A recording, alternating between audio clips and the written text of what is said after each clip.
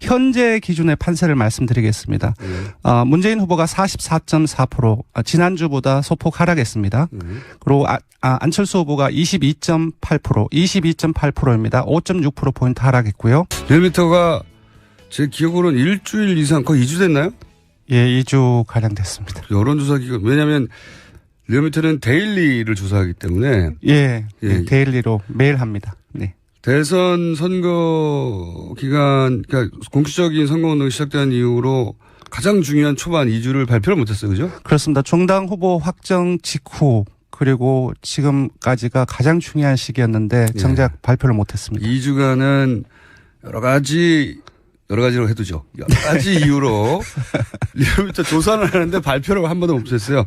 드디어 그게 이제 발표할 수 있는 그게 오늘이죠. 오늘 처음이죠. 예, 오늘 처음입니다. 네. 자, 그럼 지난 2주간을 짧게 한번 추가해서 짚어볼까요? 예, 2주간 저희들이 발표를 못해서 조금 놀라운 결과로 받아들일 수도 있겠지만 사실상 저희들은 일간 조사를 계속 해왔기 때문에 저희들로서는 놀랍지 않은데요. 일단 현재 기준의 판세를 말씀드리겠습니다. 문재인 후보가 44.4%, 지난주보다 소폭 하락했습니다. 그리고 안철수 후보가 22.8%, 22.8%입니다. 5.6%포인트 하락했고요. 이거를 숫자를 처음 들으면 상당히 충격적이에요. 왜냐하면은 리얼미터가 2주간 발표를 안 했기 때문에 그 사이에 조금씩 이야기를 들어온 게 아니라 아니 이렇게 크게 격차가 벌어졌네요.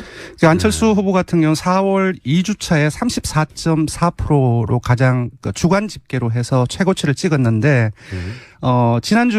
저지난주에 그러니까 2주 전에 저희들이 발표를 못했죠. 그때는 28.4%로 떨어졌고 이거는 이제 대중들께서 모르시는 거고 오늘 22.8%로 다시 한 5%, 6% 정도 계속 떨어졌습니다. 그러면 지난 발표하지 못한 2주간의 그 추세는 지속적으로 하락해 왔었던 거네요.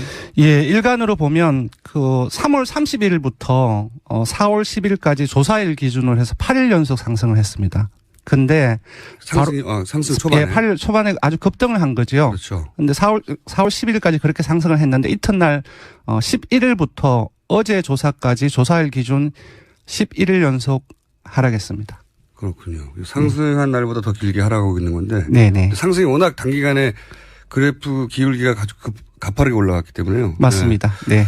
그보다는 완만하지만 이제 하락 국면이다 현재는. 예, 맞습니다. 그런데 리얼미터 기준으로는 이게 출렁인 게 아니라 지속적으로 하락만 해왔다는 거네요. 맞습니다. 저희들 조사가 모든 유무선 비율이라든지 그 다른 조사 방법의 혼용 비율이라든지 그런 부분을 일정하게 통제를 하고 있기 때문에 전체적으로 한번 계속 지속적으로 완만하게 가끔 조사가 불안정해지만 가끔 튄다는 표현으로 해서 좀 오르고 내림이 있는데 이번 한 2주 기간 동안은 그런 것도 없었습니다. 네. 그렇군요. 그럼 그 시작점이 되는 날이 그 유치원 발언 때인가요? 맞습니다. 단설 유치원 그 축소 논란이지요. 예. 논란인데 그것이 출발점이 됐다고 볼 수 있습니다. 참 아무도 예상 못했을 거예요. 유치원 발언 하나로 이렇게까지 시작이 그렇다는 거예요. 예, 시작은 그랬고 그 이외에 다른 여러 가지 요인들이 많이 작용을 했습니다. 네. 토론에도 작용했겠고. 예. 자, 그러면 다른 후보들은요? 예, 홍준표 후보가 상당히 많이 상승을 했습니다. 그러니까 2.5%포인트 상승을 해서 13%를 기록을 했습니다. 2.5%는 지난주 기준인 거죠, 리얼미터? 맞습니다. 그래서 13%는 이제 그 자신의 최고치이고 일간으로 보더라도 지속적으로 상승을 하고 있는 추세입니다. 그러면 홍준표 후보는 거꾸로 지난 2주간 일간 꾸준히 상승해 왔나요? 맞습니다. 꾸준히 상승해 왔습니다. 안철수 후보가 하락 그 국면의 그래프 기울기보다는 완만하게 상승하는 정반대로. 맞습니다. 근데 예, 이제 조금 더 말씀드리자면 지난주까지 안철수 후보가 보수층에서 1위를 유지를 해 왔습니다. 보수층에서의 지지세는 예, 근데 이번 주에 역전이 되었습니다. 아, 보수층만 따로 조사하면 예, 보수층만 따로 보면은 이제 역전이 된 상황이고 전반적으로 이제 TK나 PK 영남권이죠. 예. 그 영남권에서 20%대 전후로 상당히 많이 상승을 했습니다. 그렇군요. 그리고 자당 지지층이죠. 예. 그 자유한국당 지지층에서도 80% 이상을 넘어서 이전에는 한 몇 주 전까지만 해도 자유한국당 지지층에서 안철수 후보가 거의 한 30% 전후를 나왔습니다. 네. 그래서 자당 지지층과 핵심 지지층을 중심으로 해서 지속적으로 상승세를 보이고 있는 국면이라고 볼 수 있습니다. 저도 토론회 할 때마다 홍준표 후보의 토론 방식이나 네네. 뭐 또는 화법을 싫어하시는 분들이 있어서 네네. 홍준표 후보가 토론을 잘한다고 하면 왜 잘한다는 건지 잘 이해 못하거나 보수층의 시각, 보수층의 어떤 뭐랄까 의제랄까요? 네. 그러한 부분에서 보면 분명히 어필하는 부분들이 있는 것 같습니다. 그러니까 네. 이제 그 전체 국민 평균으로 가볼 게 아니라 네. 자기 지지층에 정확하게 호소한다는 관점에서 그렇습니다. 토론을 잘했다는 그렇게 표현해 왔는데 실제로는 이제 수치로도 입증이 되네요. 계속해서 네. 자기 지지층을 계속 다시 끌어모아서 자유한국당 지지층 거의 다시 다 모았네요. 네.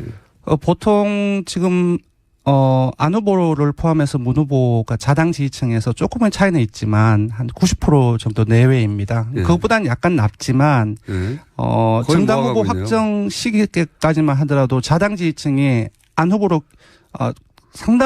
상당히 많이 몰려갔다는 측면에서는 80%를 회복한 그렇죠. 것은 상당히 많이 회복했다라고 볼 수 있습니다. 심상정 후보 쪽도 지금 나쁘지 않죠. 예, 심상정 후보를 얘기 안 할 수가 없는데 네. 제가 놀라운 결과인데 주중 집계로 해서 7.5%가 나왔고 네, 어제 일간으로는 8.2%가 나왔습니다. 리얼미터 조사 기준으로는 최고치죠. 예, 최고치입니다. 8%대. 다른 여론조사 기관에서도 8%대 수치가 나오더라고요. 예, 다른 여론조사 어제 발표된 다른 여론조사 기관에서 그렇게 나왔습니다. 네. 자, 그러면 유승민 후보는 어떻습니까? 유승민 후보도 심상정 후보만큼은 아니지만 자신의 최고치를 경신을 했습니다. 5.4% 나왔습니다. 그렇군요. 네. 안철수 후보에 머물렀던 표가 이렇게 흩어지고 있는 와중이군요. 그렇게 볼 수 있습니다. 왜냐하면은 문 후보의 지지율이 이번 주에 소폭 하락하긴 했지만 그래도 40%대 중반을 유지하고 있기 때문에 유보층을 제외한다고 한다면은 다른 심, 유 후보들이 상승한 폭은 거의 안철수 후보로부터 이탈한 지지층이라고 볼 수 있습니다. 그 특이한 게 보통은 이제 홍준표 후보로부터 만약에 이탈하면 예를 들면 문재인 후보나 심상정 후보한테는 안 갈 것 같은데 네. 가는 층이 있긴 있어요. 예, 맞습니다. 예, 분석을 해보면. 근데 이제 그래서 안철수 후보로부터 심상정 후보한테는 안 갈 것 같은데 가는 층이 있어요. 맞습니다. 네. 예를 들어 하나 들어드리면은 보수층에서 낮긴 하지만 문 후보가 한 18% 정도 나왔습니다. 예. 그러니까 저희들이 다른 조사도 그렇고 저희들 자체 조사에도 그렇고 안보 문제를 해결할 적임자는 누구냐라고 물어봤을 때 상당수의 조사 결과가 문 후보가 1위로 나온 바가 있거든요. 지지율이 1위라서 그런 것도 물론 있죠. 예, 보수 아젠다임에도 불구하고 문 후보가 1위로 나온 것은 이들 보수층의 어떤 여러 가지 의제에서 심리 그런 부분들이 반영하는 결과로 그러니까 보입니다. 이게 이제 칼로 딱 자를 수 그럴 없는 수가 것은 없습니다. 보수라고 하더라도 네. 진보 정당의 후보를 지지할 수도 있고 심지어 가장 그 반대편 끝에 있다고 생각되는 심상정 후보한테도 표가 갈 수 있다는 맞습니다. 겁니다. 많은 분들이 보수는 하나의 색깔, 진보는 하나의 색깔로 생각하는데 그렇지 않습니다. 그러니까요. 네. 자, 지금은 그런 현상이 벌어지고 있고 가장 지지율 변동이 크네요. 한마디로 말하면. 네, 상당히 큽니다. 예. 지금 2주 만에 발표가 됐기 때문에 과연 이 조사가 맞나라는 생각이 들 정도로 놀라운 결과인데 저희들 같은 경우는 일간으로 변화되는 상황을 계속 봐왔기 때문에 놀랍지 않은데 지금 2주 만에 발표되는 이 시점에서는 놀라운 결과라고 볼 수도 있습니다. 그러니까 다른 여론조사 기관에서는 뭐 10%에서 한 15%대까지는 발표됐는데 격차가 지금은 이게 20%거든요. 네. 네. 굉장히 큰 격차고 이 추세라면 2번, 3번, 그러니까 1번, 2번 골든 크로스를 계속 얘기해 왔는데 네. 2번, 3번 골든 크로스도 불가능한 건 아닐 수도 있겠다는. 배제할 수 없습니다. 왜냐하면 이번 주에 지지율 격차가 단자릿수로 그러니까 홍 후보하고 안 후보의 지지율 격차가 한 자릿수로 줄어들었습니다. 차이가. 예, 1000명을 조사를 한다고 했을 때 오차범위가 3.1%포인트인데 그러니까 6.2%포인트 범위 안에 들면은 지지율이 같다라고 봐야 되거든요. 그렇게 봤을 때 한 자릿수로 이미 들어왔기 때문에 빠르면 요번 주 후반 그리고 다음 주 초중반까지는 제가 예상해 볼 때는 홍 후보와 안 후보가 오차 범위 내 접전을 벌일 가능성도 배제할 수 없다고 생각합니다. 안철수 후보 캠프에서는 사실은 대응 전략을 문재인 후보를 바라볼 게 아니라 홍준표 후보를 바라보고 네. 대응 전략을 캠프에 세워야 할 시점이 된 것도 같고 홍준표 후보 입장에서는 또 기세가 올라와서 여러 가지 공격적인 전략이 나오겠네요. 그 안 후보님의 캠프에서는 이제 기존에 결집시켰던 보수층을 유지를 하고 그리고 이제 역전을 시키려면은 그 문 후보가 가지고 있던 지지층을 뺏어와야 되는데 지금 이제 그 뺏어오는 그 이전에 보수층이 다시 빠져나가고 있기 때문에 그 문제부터 집중을 해야 되지 않을까 싶습니다. 알겠습니다. 흔히 이제 두 가지만 더 간단하게 여쭤보겠는데 시간이 거의 다 돼가지고 적극 투표층 얘기하고 그다음에 지금 1, 2위 후보가 호남에서 네. 표심을 가지고 다투기 때문에 호남의 표심. 네. 하나 더 여쭤봐야겠네요.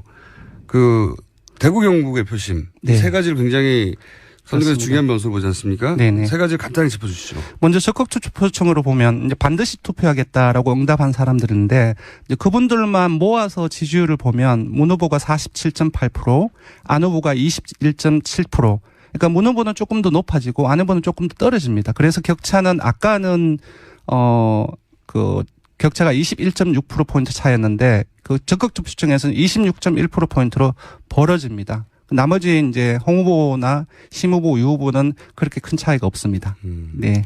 그 표의 충성도가 안 후보가 네.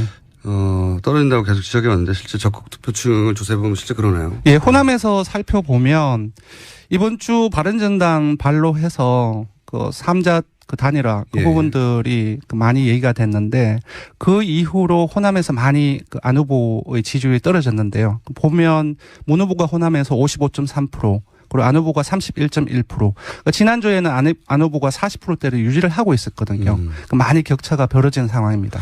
단일화 이슈는 안 후보에게 불리한 이슈나요? 예. 확실히. 그리고 이제 대구 경북에서는 이제 3자 모두가 중요한 지역인데 대구 경북에서 문 후보가 1위로 올랐었습니다. 대구 경북에서요? 예, 맞습니다. 29.4%로 1위로 올랐었고 2위가 25.5%. 그러니까 이전에 지난주까지만 하더라도 안 후보가 상당한 폭의 격차로 1위로 유지를 하고 있었는데 비록 오차범위 내 박빙이긴 하지만 문 후보에게 1위를 내주었고요. 눈여겨볼 지점은 아까도 영남권에서 홍 후보가 선전을 하고 있다고 했는데 거의 격차가 없습니다. 홍 후보가 22.9%. 그러니까 홍 후보가 상승세, 그 소위 이제 영남권에서 상승세가 확실하군요. 네, 확실합니다. 그래서 다음 주나 이번 주 후반을 거치면은 제 예상으로는 홍 후보가 TK에서 1위로 올라설 가능성이 높지 않나 싶습니다. 네. 알겠습니다. 부산, 경남, 대구, 경북까지만 하죠 오늘은. 네. 네. 시간이 없으니까. 네. 자, 그러면 마지막으로 계속 가는데 한 가지만 더 여쭤볼게요. 네. 20대 표심이 어떻습니까? 네. 이게 되게 중요한 부분인데 원래 20대, 30대, 40대는 문재인 후보가 속된 말로 꽉 잡고 있었던 연령대였는데 네. 물론 30대, 40대는 아직까지도 유지를 하고 있지만 20대의 다수가 심 후보 쪽으로 상당폭 이동을 했습니다. 심상정 후보 지지율의 상승은 20대로부터 나오는 거군요, 지금. 예. 네. 그래서 2위는 지난주까지만 해도 안철수 후보가 유지를 했었는데 20대에서? 예, 20대에서 심상정 후보가 연령대 20대에서 2위로 부상을 했습니다. 17.1%로. 그러니까 안철수 후보는 11.1%로 떨어졌습니다. 그래서 지금 심상정 후보의 상승세는 연령대를 보면은 20대가 주도를 하고 있다고 봐야 될 것 같습니다. 알겠습니다. 오늘 여기까지 하겠습니다. 조사개혁 불려드려야 됩니다. 네, 그렇군요. 안 됩니다. 네. 예, 이번 조사는 CBS가 리얼미터에 의뢰해서 지난 24일부터 고소고발을 많이 당하시다 보니까 민감합니다. 사흘간 전국의 만 19세 이상 성인 남녀 1,520명을 상대로 유무선 전화면접 자동응답 혼용 방식으로 실시를 했고요. 표본 오차는 95% 신뢰 수준에서 플러스 마이너스 2.5%포인트, 응답률은 11.8%입니다. 자세한 내용은 중앙선거관리위원회 여론조사심의위원회 홈페이지에서 확인하실 수 있습니다. 드리자면 지난주까지 안철수 후보가 보수층에서 1위를 유지를 해왔습니다. 보수층에서의 지지세는? 예. 근데 이번 주에 역전이 되었습니다. 아, 보수층만 따로 조사하면? 예. 보수층만 따로 보면은 이제 역전이 된 상황이고 전반적으로 이제 TK나 PK 영남권이죠. 예. 그 영남권에서 20%대 전후로 상당히 많이 상승을 했습니다. 그렇군요. 그리고 자당 지지층이죠. 예. 그 자유한국당 지지층에서도 80% 이상을 넘어서 이전에는 한 몇 주 전까지만 해도 자유한국당 지지층에서 안철수 후보가 거의 한 30% 전후를 나왔습니다. 예. 그래서 자당 지지층과 핵심 지지층을 중심으로 해서 지속적으로 상승세를 보이고 있는 국면이라고 볼 수 있습니다. 저도 토론회 할 때마다 홍준표 후보의 토론 방식이나 네네.